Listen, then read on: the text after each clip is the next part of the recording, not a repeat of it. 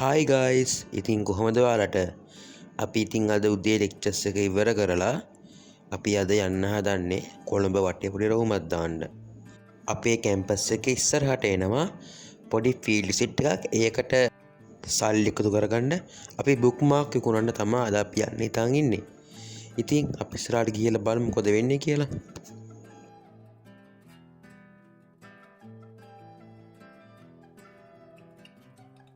මෙන්න මේ විදියට අපි කැම්පස් එකෙන් එළියට ආවට පස්සේ අපි අපේ ගමනට පිටත් වුණා.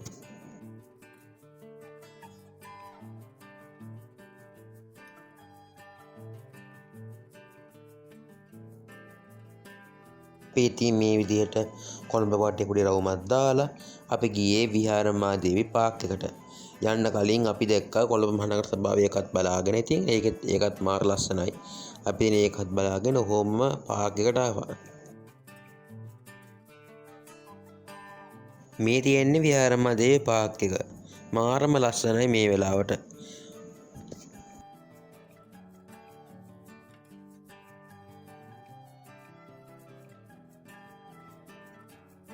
ඈතින් නෙළුම් කුලනයි ඔක්කොම ලස්සනට පේනවා බලන්න කොච්චර ලස්සනද කියලා.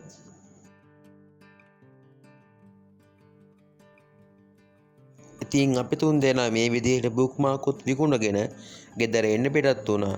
ඉතින් මේ තෙක් මගේ වීඩියෝ එක බැලුව හැමෝටම ස්තුතියි. Thank you for watching. Bye bye.